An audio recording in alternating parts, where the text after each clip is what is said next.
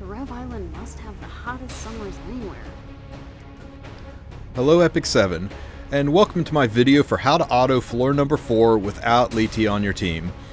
This comes as a request for people saying, I want to know how to speed farm this and not have the Lethe unit, for those who are unfortunate enough to not pull her yet. If you need a free-to-play team, look at the level 5 manual team linked in the description. That is a perfectly acceptable full auto team for level 4 at the same gear requirement. It's slow, but it works, and you can build up to faster teams from there. But this is my fastest level 4 clear without Lethe. In fact, it's just as fast as my level 4 clear with Lethe. So we will be removing Lethe from the team and replacing her with Alencia. Now, I put Alencia on her artifact just because I didn't want to miss out on extra currency. Alencia is nice because her S1 EE gives you the ability to self-sustain. It gives her a little bit of healing, and that's what helps. If you don't have a Prayer of Solitude, just run any DPS boosting artifact on her and you'll be good to go. Mine's on Injury Set, which does absolutely nothing, so I'm sure you could build a better Alencia for this. Other than that, just your standard Alencia build. Tanky, she's an HP scaler, so make sure you build up her HP. The other units are the exact same as in the prior video, so if you want to skip ahead, that's fine. I'll go ahead and review those units real quick for you. But before we start, a replacement for Alencia could be Shu, another solid unit who has extra attacks. You could also run Green Violet. He's another self-healing unit. What's important is that the unit either has self-healing mechanics or is on lifesteal or something to help keep it alive, because that unit has to go into the next stage and survive there as well, and without a Soul Weaver, that's going to be a little bit rough. So go for a unit that's lifesteal or has some built-in self-sustain. Now, if you have seen this before, you can skip ahead. Otherwise, let me go over the other units. I really like Mui in this fight. She's been good on both stages. Her number 2 EE gives enhanced dual attack, which really helps with damage. Make sure she's got a little bit of effectiveness so she can stick her debuffs if you're running rage set units, and also because her S1 is a target debuff. Just give her a DPS artifact like Portrait or Tonfa or Symbol of Unity. My next DPS is Remnant Violet. Remnant Violet, I just put on a DPS artifact. You could also run, again, Tonfa, Scythe, or some of the Thief artifacts like Elia's Knife. I just build him for damage, give him a little bit of bulk so he can survive. Fire Sirmia is the only unit on my team who doesn't really have a lot of self-sustain, who I need to survive. This is my standard Expedition Sirmia, so she's on speed boots so that she cycles a little bit more. Her S1 EE is great. If you proc that S1 double tap, it speeds it along even more. And for some sustain, I gave her Sigurd's Scythe. She hits like a truck when it activates, and it can keep her alive in a pinch. Team 2, my strip unit is Elagos. Team 1, my strip unit was Mui. You want to make sure you have somebody who can strip the defense buff off of the eyeball, and Elagos has the added advantage of target on his S3. Song of Stars will add target to his S1 and S2 as well, because that's just a really nice buff for speeding it along. If you don't have Elagos, use any unit who can strip as an opener. I'm using Closer Charles as my attack buffer. Closer Charles brings decent damage. He's got CR push with his S3. He's got self CR push when somebody else does significant damage. Lets him cycle and move quite a bit. Now you notice he has pretty high attack. So when you build your Sid, who is my third DPS, you'll want to do some things to get your Sid's attack up. First thing I did was drop speed boots and put attack percent boots on him to get it up. You can probably also change him from a crit damage neck to an attack neck. Just make sure you keep the damage high enough that you can burst through that eyeball relatively quickly. In fact, I have him on his S1 EE, which really isn't that good. You probably want to change that EE to his S3 or his number 3 EE that gives, let me see. Yeah, it's the number 3 EE that gives elemental advantage to hack. That way you get the elemental advantage damage boost when he does his S3. I like him on Elia's Knife because on Sid, it's the highest damage artifact you can give him due to the penetration. You might want to try out Dust Devil or RNL, maybe you get some mileage out of that as well, but there's RNG to it.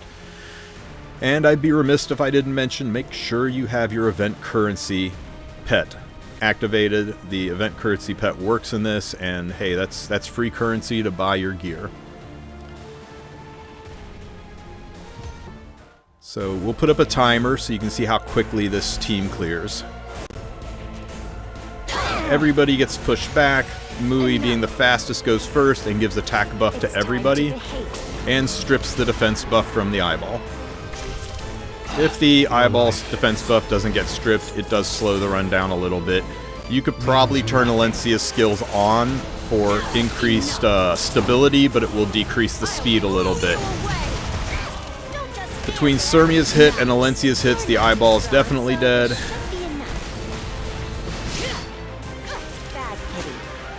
Hopefully we get some debuffs for Mui. We got the bleed, so now Sirmia's EE works. Mui gets her S1 off and applies target debuff.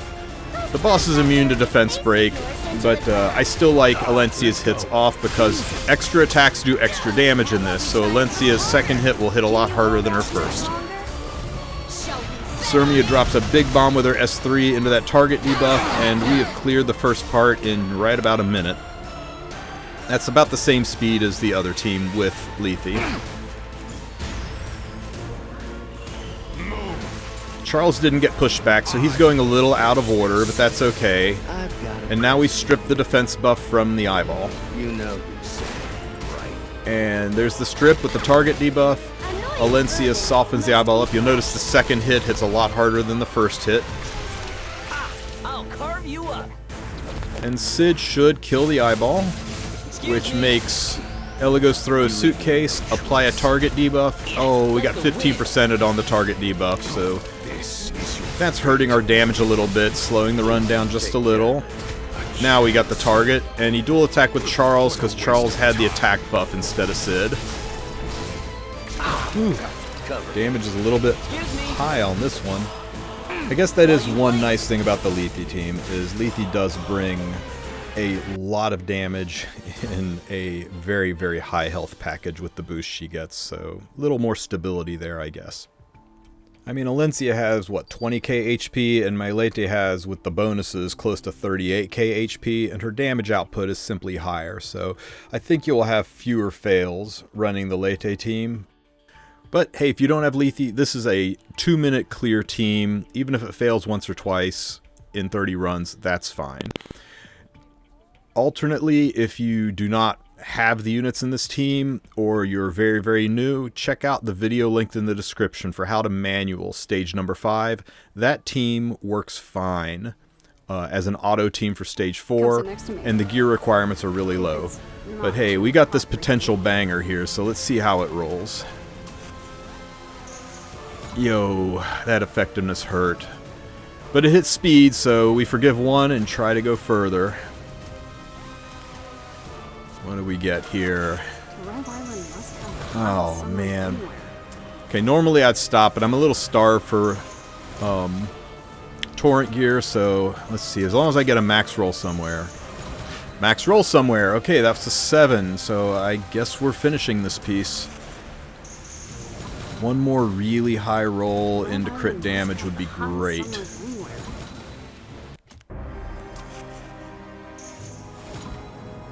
Fingers crossed, everybody. Hey, we take it. Max roll into attack. That's not bad. It's not what I call a banger, but it hits all the right marks. I can change that effectiveness to crit chance and have a really solid torrent sword. Nothing that's going to really change my account, but let's see. 21, 17, 7, 14, 13. This is 68 gear score. So yeah, I'm going to go ahead and reforge this, because a 68 gear score torrent piece, I'm not knocking it out of the park with this, but hey, anything above 90 on equipment score I think is very, very usable. Especially because this event has not been super kind to me with drops lately. But I'm sure that's all going to change. I mean, I can't keep getting crazy bad pieces forever, right? I mean, just because I get swords that look like this. I mean, really, Gear Score Kingdom, right? That's such a weird piece. Oh, and remember those torrent DPS pieces? Come sit next to me. Guess maybe this could be good on a damaged Solitaria. Anyway, I hope this guide helps you build a fast clear team without Lethe. If you don't have Lethe, you should try to get her. She's really good. But if you have any questions, ask them in the comment section or join my Discord for some one-on-one help. And if you need a guild, I've got your back. Hit me up.